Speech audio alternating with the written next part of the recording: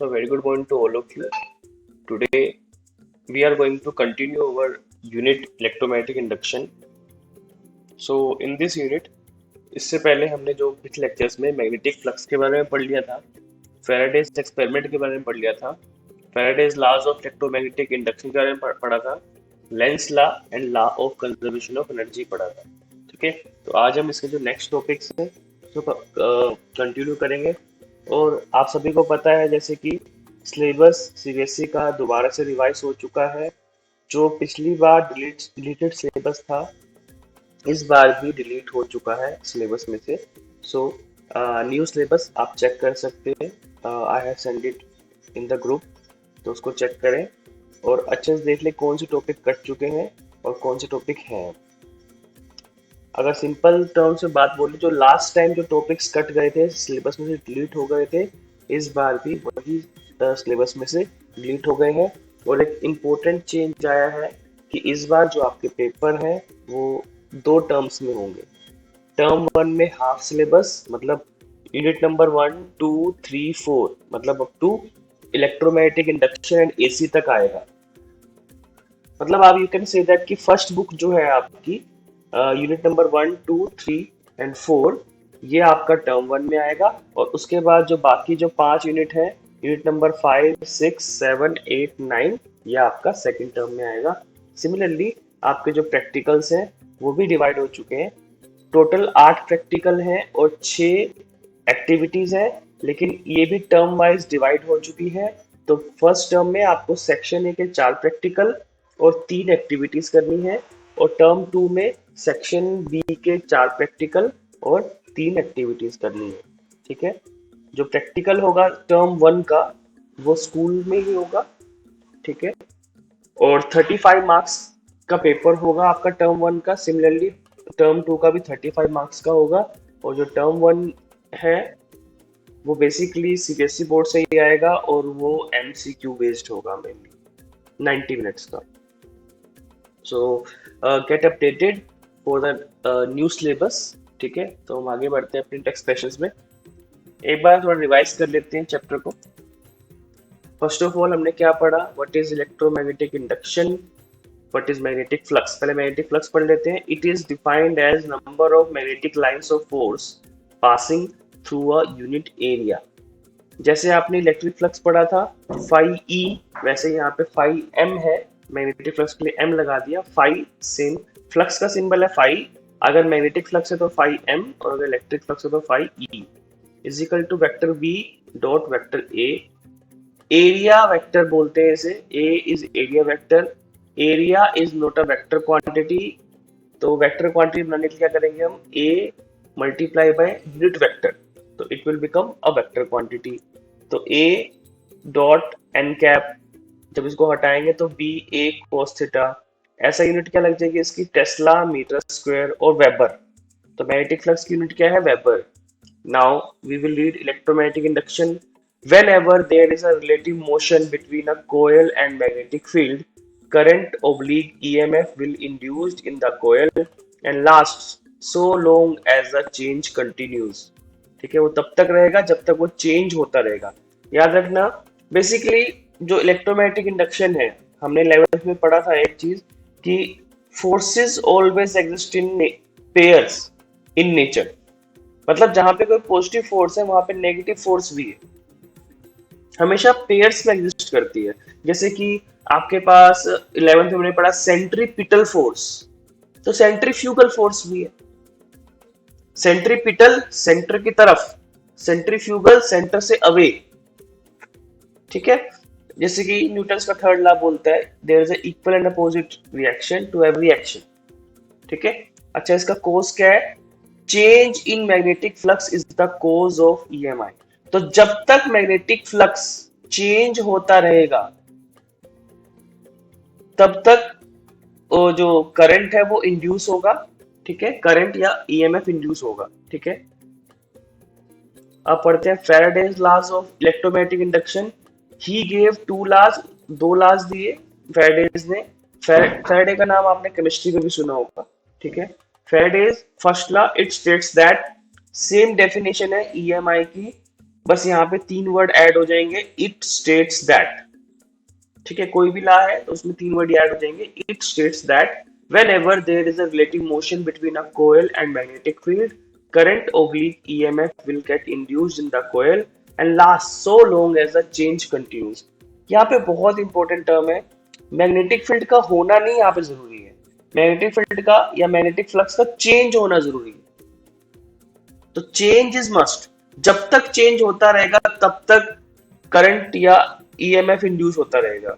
अब इसका जब भी आपने चैप्टर पढ़ना है तो आपने अपने माइंड में एग्जांपल रखना है, इसका हीटर का एग्जांपल रखना है आपने। ध्यान से सुनना, जब वो हीटर है जैसे ही आप उसको स्विच ऑन करते हो वो एकदम से अपनी मैक्सिमम वैल्यू पे नहीं आता, इट टेक्स सर्टेन टाइम।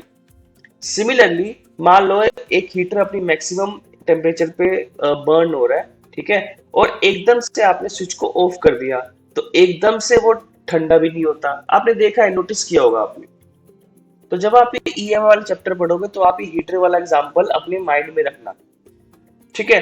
तो ये जो दो टाइम है ना, एक जब आपने उसको सडनली उसे ऑन किया तो वो जीरो से मैक्सिमम वैल्यू पे जाने के लिए कुछ टाइम ले रहा है, तो तब तक उसका जो मैग्नेटिक फ्लक्स है लगातार बढ़ता जाएगा, ठीक है, इंक्रीज होगा, तो वहां पे एक इंड्यूस्ड करंट फ्लो करेगा।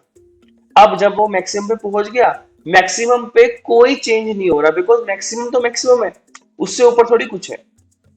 तो तब उस स्टेट में कोई भी करंट इंड्यूस नहीं होगा, बिकॉज मैग्नेटिक फ्लक्स चेंज नहीं हो रहा। बट अब वो मैक्सिमम पे जल रहा है एकदम से और आपने एकदम से स्विच को ऑफ कर दिया, तो दोबारा से वो जीरो की तरफ आएगा, डिक्रीज होगा, डिक्रीज होगा तो भी ईएमआई बनेगा। मतलब चेंज चेंज होना चाहिए मैग्नेटिक फ्लक्स, चाहे वो इंक्रीज हो चाहे वो डिक्रीज हो, चेंज होगा तो मैग्नेट तो बनेगा आपके पास इंड्यूस्ड करंट या इंड्यूस्ड ईएमएफ, ठीक है। अब experimental demonstration of first law, वैसे हमने सिमुलेशन से भी दिखाया है इसको, ठीक है। ये यहाँ पे कोयल है, ये गैल्वेनोमीटर है, ये गैल्वेनोमीटर क्यों लगाया हमने, चेक करने के लिए कि करंट बन रहा है नहीं बन रहा। अगर करंट बनेगा तो इसकी जो पॉइंटर होता है वो मूव करेगा, ठीक है। तो एक बार हम क्या करेंगे, let a coil having few number of turns is connected with a galvanometer, let a magnet with its north pole is moved towards the coil, flux linked with the coil increases, galvanometer shows deflection, now let magnet is taken away from the coil, ठीक है। एक बार हमने क्या किया, इस magnet को इसके पास लेके आए तो देखा हमने गैल्वेनोमीटर में कोई डिफ्लेक्शन हुई, इसका मतलब इसमें करंट बना। सिमिलरली एक बार हमने मैग्नेट को दूर लेके गए तो भी हमने देखा कि जो फ्लक्स है अब डिक्रीज हुआ, डिक्रीज हो चाहे इंक्रीज हो उससे फर्क नहीं है, चेंज होना चाहिए। गैल्वेनोमीटर शोज डिफ्लेक्शन, तो दोनों केस में डिफ्लेक्शन शो करी। Now let the magnet is placed well with in the coil, अब मैंने इस मैग्नेट को उठा के इसके अंदर रख दिया, इसके अंदर रख दूं तो कोई चेंज नहीं आएगा, बिकॉज नॉर्थ से साउथ होती है ना direction magnetic lines of force की, जितनी नॉर्थ से निकलेंगी उतनी साउथ से एंटर करेंगी और दोनों ही पोल कोयल के अंदर हैं, तो नो चेंज, यहाँ लिखा हुआ है zero deflection because no change in flux. अब अगर हम मैग्नेट को बहुत ही दूर रख दें तो भी कोई चेंज नहीं आएगा, ठीक है, बिकॉज कोई फर्क ही नहीं पड़ेगा, galvanometer shows no deflection. Faraday's का second law, it states that magnitude of induced EMF is directly proportional to the rate of change of flux।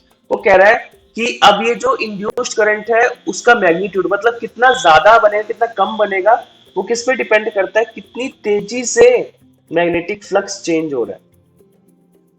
जितना तेज मैग्नेटिक फ्लक्स चेंज होगा उतना ही ज्यादा इंड्यूस्ड ईएमएफ बनेगा, ठीक है। लेंस लॉ, लेंस लॉ क्या है अब ये, actually it gives the direction of induced EMF oblique current and is such that it opposes the cause responsible for its production। जिसकी वजह से ये बना है ये उसी को अपोज करेगा। अब आपको पता है जो इंड्यूस्ड करंट है वो बन किसकी वजह से रहा है, चेंज इन मैग्नेटिक फ्लक्स की वजह से। तो ये चेंज इन मैग्नेटिक ये इस तरह से अपने डायरेक्शन को करेगा कि ये जो चेंज हो रहा है ना, चाहे वो इंक्रीज हो चाहे वो डिक्रीज हो, मतलब इंक्रीज को बोलेंगे हम ग्रोथ और डिक्रीज को बोलेंगे हम डीके, ये दोनों को अपोज करेगा। और ये जो प्रॉपर्टी है ना, इसी को बोलते हैं, आगे एक टर्म पढ़ोगे आप, सेल्फ इंडक्शन। सेल्फ इंडक्शन यही एक प्रॉपर्टी है, ठीक है। अब इसको हम समझते हैं। तो लेंस लॉ बेसिकली ये कहता है कि जिसकी वजह से ये बन रहा है, ये उसी को अपोज करेगा, इसकी डायरेक्शन हमेशा जो अप्लाइड करंट है उसके अपोजिट में होगी। Here negative sign shows the direction of induced EMF is opposite to change in flux. Lenz law and energy conservation very very important topic, इसको अच्छे से करेंगे आप सब लोग, ठीक है। ये कई बार आया था 2 मार्क्स में। अब इसमें क्या बता रहे हैं वो, let a coil having few number of turns is connected with the galvanometer as shown in the figure। अब हम क्या कर रहे हैं, सिमिलरली एक बार हम नॉर्थ पोल को पास लेके आ गए। ध्यान से सुनो ये बात, नॉर्थ पोल को हम पास लेके आ गए। जब नॉर्थ पोल को पास लेके आएंगे तो मैग्नेटिक फ्लक्स इंक्रीज होगा। अब आपने क्या क्या बोला, लेंस लॉ से क्या है कि जो इंड्यूस्ड करंट है वो उसकी डायरेक्शन कुछ इस तरह होगी कि ये पास आने को रोक दे। मतलब ये जो मैग्नेट है वो जो पास आ रहा है, क्योंकि पास आने से क्या हो रहा है, मैग्नेटिक फ्लक्स चेंज हो रहा है। और लेंस लॉ क्या कहता है कि जो डायरेक्शन है इंड्यूस्ड करंट की कुछ ऐसी होगी कि जो चेंज हो रहा है ना उसको रोके, मतलब पास आने से रोके। अब वो पास आने से कैसे रोक सकता है, अगर वो यहाँ पर ये जो टॉप है यहाँ पर नॉर्थ पोल इंड्यूस करवा ले, क्योंकि नॉर्थ और नॉर्थ क्या करेंगे, रिपेल करेंगे।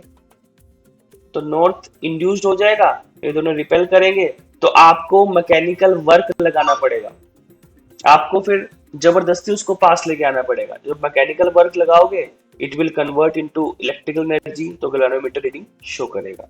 सिमिलरली अब मान लो मैं इस मैग्नेट को दूर लेके जा रहा हूँ, अब दूर लेके जाऊंगा तो मैग्नेटिक फ्लक्स डिक्रीज होगा, डिक्रीज का मतलब चेंज होगा। तो इंड्यूस करंट की डायरेक्शन अब ऐसी होगी कि ये दूर ना जाए, पास ही रहे, मतलब जहां पे था वहीं रहे। तो उसके लिए क्या करना चाहिए, उसको नॉर्थ पोल दूर जा रहा है, उसको अगर पास में रखना है तो क्या करना पड़ेगा, अट्रैक्ट करना पड़ेगा। कैसे अट्रैक्ट कर सकते हैं आप नॉर्थ पोल को, यहाँ पे साउथ पोल इंड्यूस करवा के। तो नॉर्थ और साउथ अट्रैक्ट करेंगे, तो फिर आपको दोबारा से अगर इसको दूर लेके जाना है तो आपको मैकेनिकल वर्क लगाना पड़ेगा, और जब मैकेनिकल वर्क लगाएंगे वो कन्वर्ट हो जाएगा इलेक्ट्रिकल एनर्जी में। तो यहाँ पे जो एनर्जी कंजर्वेशन है, from above discussion we conclude that each time mechanical energy converts into electrical energy. Detail में पढ़ने के लिए आप खुद पढ़ सकते हो, टॉपिक को नोट्स पे अपलोड कर दूंगा।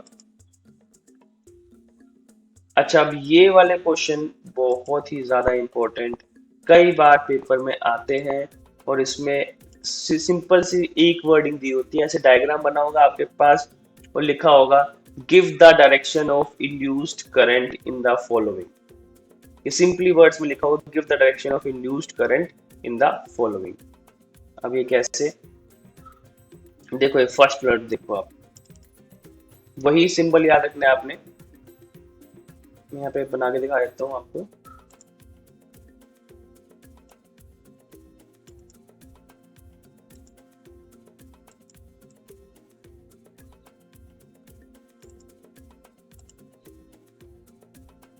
ये हमारे पास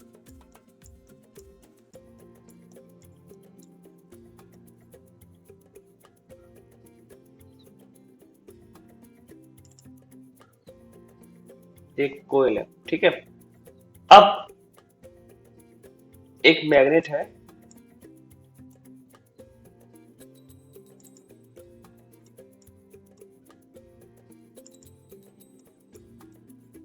इसका नॉर्थ पोल हम पास लेके आ रहे हैं बेटा, नॉर्थ पोल पास लेके आ रहे हैं। तो हमें बताना है इस कोयल में जो इंड्यूस करंट बनेगा उसकी डायरेक्शन क्या होगी, ठीक है। ये याद रखना, नॉर्थ पोल का मतलब क्या होता है बेटा, एंटी क्लॉकवाइज।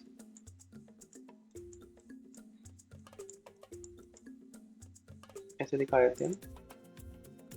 और साउथ पोल का मतलब क्या होता है, क्लॉकवाइज। तो जहां पे नॉर्थ पोल बनेगा वहां पे एंटी क्लॉकवाइज, और जहां पे साउथ पोल बनेगा वहां पे बेटा क्लॉकवाइज, ठीक है। अब देखो यहाँ पे नॉर्थ पोल पास आ रहा है, according to Lenz law, according to Lenz law ये नॉर्थ पोल पास ना आए, क्योंकि इसकी जो इंड्यूस करंट है उसकी डायरेक्शन कुछ इस तरह होगी कि ये नॉर्थ पोल पास ना आ सके। नॉर्थ पोल पास आ रहा है ना, तो ये क्या करेगा, यहाँ पे एक नॉर्थ पोल इंड्यूस करा लेगा। नॉर्थ पोल का मतलब क्या बेटा, एंटी क्लॉकवाइज। तो कुछ ऐसे, अब पढ़ते हैं इसको, इसकी डिटेल में। देखो यहाँ पे दिख रहा है फर्स्ट वाला, when magnet is taken towards the coil, magnetic flux linked with the coil increases, because north pole पास आ रहा है, ठीक है। But according to Lenz law, the direction of induced current is such that it opposes the increase in flux, it opposes the increase in flux, so current starts flowing in anti-clockwise direction due to appearance of induced north pole on the coil। चल, तो answer क्या है इसका, anti clockwise direction. अब अगला देखो, अब ये हम मैग्नेट को, इसी का दूसरा पार्ट, मैग्नेट को हम दूर लेके जाएंगे।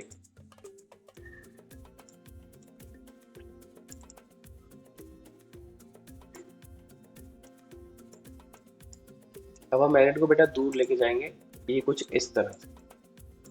अब क्या हो रहा है बेटा, नॉर्थ पोल दूर जा रहा है, नॉर्थ पोल दूर जा रहा है, ठीक है। तो क्या होगा, अब ये चाहेगा कि नॉर्थ पोल दूर ना जाए, बिकॉज दूर जाएगा तो डिक्रीज हो जाएगा magnetic flux. Magnetic flux, Lenz law ये चाहता है कि मैग्नेटिक फ्लक्स चेंज ना हो, बस सीधी सी बात ये, ठीक है। तो ये दूर जा रहा है, तो जब ये दूर जाएगा तो ये दूर नहीं जाने देगा, तो ये क्या करेगा, साउथ पोल इंड्यूस करा लेगा ताकि उसको अट्रैक्ट कर सके। साउथ पोल का मतलब क्लॉकवाइज, तो दूसरे का आंसर है क्लॉकवाइज।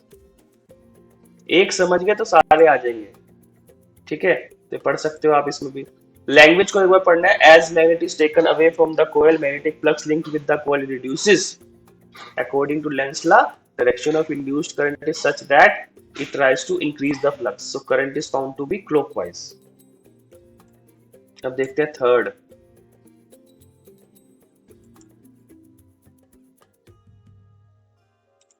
अब थर्ड में देखो क्या हो रहा है, ध्यान से, ये कई बार बच्चे जल्दबाजी कर देते हैं। स्टडी करंट है और एक लूप है ऐसे। स्टडी करंट का मतलब क्या होता है, जिसका मैग्नीट्यूड चेंज ना हो रहा हो, और ऐसे एक लूप है, ठीक है। अब बताओ इसमें क्या डायरेक्शन होगी करंट की, कैसे निकालोगे। ध्यान से देखना, स्टडी करंट है यहाँ पर, ये बहुत इंपॉर्टेंट है, ना वो इंक्रीज हो रहा है ना वो डिक्रीज हो रहा है करंट, और ये जो कोयल है वो भी नहीं हिल रही, ना वो ऊपर जा रही ना वो नीचे जा रही है, तो यहाँ पे no induced current. Why no induced current, देखो क्या कंडीशन है ईएमआई की, कि या तो मैग्नेटिक फ्लक्स चेंज हो, और उसके लिए या तो जो कोयल है वो मूव करे, या तो जो करंट है वो मूव करे, या वो चेंज हो। इन यहाँ पर ना करंट चेंज हो रहा है, बिकॉज करंट भी स्टडी है, और कोयल भी चेंज नहीं हो रही, ना वो ऊपर जा रही है वो नीचे जा रही है। तो यहाँ पे no induce current due to no change in magnetic flux. यहाँ पे देखो इसका answer, as current is constant there is no change in flux linked with the coil, so current will not induced in the coil। अब चौथा देखो इसमें, अब चौथे केस में थोड़ा सा चेंज कर दिया है उसने, अभी करंट स्टडी ही है, बट अब यहाँ पर जो कोयल है वो कोयल मूव कर रही है, और कहा मूव कर रही है बेटा, ऊपर की तरफ मूव कर रही है। तो या तो करंट चेंज हो या कोयल मूव कर रही हो, इन दोनों में से एक चीज तो होनी चाहिए। अगर दोनों ही मूव नहीं कर रहे, दोनों ही चेंज नहीं हो रहे, तो फिर नो इंड्यूस करंट। अब इसमें कोयल मूव कर रही है, करंट चेंज नहीं हो रहा। अब सबसे पहले तो आपको ध्यान रखना है, राइट हैंड थंब रूल लगाओगे, यहाँ पे along the direction of current आप अपना थंब रखोगे, तो यहाँ पे क्या आ जाएंगे बेटा, ऊपर की तरफ से बाहर, अंदर बाहर आएगा, और नीचे की तरफ से अंदर, मतलब डॉट, ऐसे डॉट बना देंगे, और नीचे क्या बन जाएंगे, क्रॉस। नीचे क्या बन जाएंगे, क्रॉस बन जाएंगे, ठीक है। अब यहाँ पे देखो फोर्थ वाला डायग्राम देख रहे हैं अपन, ठीक है। अच्छा, इसके लिए आपको ये याद रखना है, अगर याद रख सके तो बढ़िया है। देखो यहाँ पर अगर क्वेश्चन में दिया हुआ है इनवर्ड फ्लक्स इंक्रीजेस, क्योंकि क्रॉस का मतलब होता है बेटा इनवर्ड, और डॉट का मतलब होता है आउटवर्ड। तो अगर इनवर्ड फ्लक्स रिड्यूसेस है अकॉर्डिंग टू क्वेश्चन, तो लेंस लॉ क्या चाहेगा कि इनवर्ड फ्लक्स बढ़ जाए, लेंस लॉ हमेशा उसको उल्टा काम करेगा, तो क्लॉकवाइज आएगी डायरेक्शन, ठीक है। दूसरा, अगर आउटवर्ड फ्लक्स इंक्रीज हो रहा है तो लेंस लॉ चाहेगा आउटवर्ड फ्लक्स डिक्रीज हो जाए, इसका मतलब इनवर्ड फ्लक्स बढ़ जाए, ठीक है। तो अगेन क्लॉकवाइज, मतलब ध्यान रखना अगर इनवर्ड फ्लक्स को बढ़ाना है तो क्लॉकवाइज, सिमिलरली अगर इनवर्ड फ्लक्स को घटाना है तो एंटी क्लॉकवाइज, ठीक है। अब यहाँ पे पढ़ते हैं फोर्थ की definition. Due to wire carrying current magnetic field is perpendicularly outward. अच्छा, यही बात ध्यान रखना, अगर ये जो कोयल है इस वायर के नीचे होती तो बेटा क्रॉस आता, ये आपको ध्यान रखना है, रट्टा नहीं मारना है बिल्कुल भी, आपको समझ के पढ़ना है इसको। Magnetic field is perpendicularly outward as coil is going away, study current from outward magnetic field, therefore outward flux linked with the coil reduces according to Lenz law। समझ आ रही है यहाँ पर? दोबारा से देखो, ये पहले तो हम राइट हैंड थंब रूल लगाएंगे, ये जो वायर है इसका जो करंट की डायरेक्शन है उसके लोग अपना थंब रखेंगे और फिर अपनी कर्लिंग ऑफ फिंगर से हम देखेंगे कि ये जो कोयल है वो आउटवर्ड मैग्नेटिक फील्ड में है या इनवर्ड। तो कोयल ऊपर की तरफ है तो ऊपर आउटवर्ड है, अगर नीचे की तरफ होती कोयल तो इनवर्ड आता। और ये कोयल इससे बाहर निकल रही है, बाहर निकलने का मतलब क्या है, आउटवर्ड मैग्नेटिक फ्लक्स रिड्यूस हो रहा है। तो लेंस लॉ क्या चाहेगा, आउटवर्ड मैग्नेटिक फ्लक्स को इंक्रीज करना, और जब आउटवर्ड मैग्नेटिक फ्लक्स इंक्रीज होगा तो इनवर्ड मैग्नेटिक फ्लक्स डिक्रीज होगा। और अभी आपको बताया मैंने, अगर इनवर्ड मैग्नेटिक फ्लक्स को डिक्रीज करना है तो एंटी क्लॉकवाइज। आपने बस एक चीज याद रखनी है, अगर लेंस लॉ के अकॉर्डिंग इनवर्ड मैग्नेटिक फ्लक्स को घटाना है तो ये एंटी क्लॉकवाइज, और अगर इनवर्ड मैग्नेटिक फ्लक्स को बढ़ाना है तो क्लॉकवाइज। बस ये चीज याद रखनी है आपको। और एक और चीज, अगर आउटवर्ड फ्लक्स बढ़ता है तो इनवर्ड फ्लक्स घटेगा, अगर आउटवर्ड फ्लक्स घटता है तो इनवर्ड फ्लक्स बढ़ेगा। अगर आप ये चीज समझ जाओगे ना तो आप सारे के सारे क्वेश्चन कर पाओगे, और ये आते हैं 1 नंबर या 2 नंबर में। सिमिलरली अब 5वें केस में देखो क्या हो रहा है, अब कोयल मूव नहीं कर रही, अब करंट चेंज हो रहा है। सिमिलरली 6ठे केस में भी करंट चेंज हो रहा है लेकिन कोयल मूव नहीं कर रही, ठीक है। 7th केस, 8th केस, ये सब केस आप देख सकते हो, ठीक है।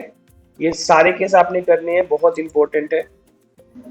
Now methods of induced EMF, कैसे आप ईएमएफ को इंड्यूस कर सकते हो, ठीक है। We know that according to Faraday second law, mod e directly proportional to d phi upon d t, ठीक है। तो फाई का फॉर्मूला क्या होता है, vector B dot vector A is equal to B A cos theta. तो जब इसको हटाएंगे हम, पुट करेंगे वैल्यूज, तो बी ए कोस थीटा, तो सिंपली सी बात है, डी बाय डी टी, या तो आप मैग्नेटिक फील्ड को चेंज करो, या तो एरिया को चेंज करो, या एंगल को चेंज करो, ओरिएंटेशन चेंज करो। जो लास्ट वाला है ओरिएंटेशन वाला, that is very very important, क्योंकि वो एसी जनरेटर का प्रिंसिपल है, ठीक है। तो जो फर्स्ट वाला है, बाय चेंजिंग मैग्नेटिक फील्ड, ये बिल्कुल सेम है जैसे experimental demonstration of Faraday's first law, मतलब जो वहां पे आपने लिखा था वो यहाँ भी आप लिख सकते हो, ठीक है। सो बाकी जो दोनों है वो हम कल करेंगे, ठीक है। I hope you all understand it, उसको समझ आए, ठीक है। हमने आज रिवीजन ही की बेसिकली, आज हमने कोई नया टॉपिक नहीं किया, बिकॉज इस चैप्टर में अभी ये न्यू टॉपिक शुरू हुआ है, तो लास्ट टाइम कम बच्चे थे, तो I hope you all will understand it. Thank you.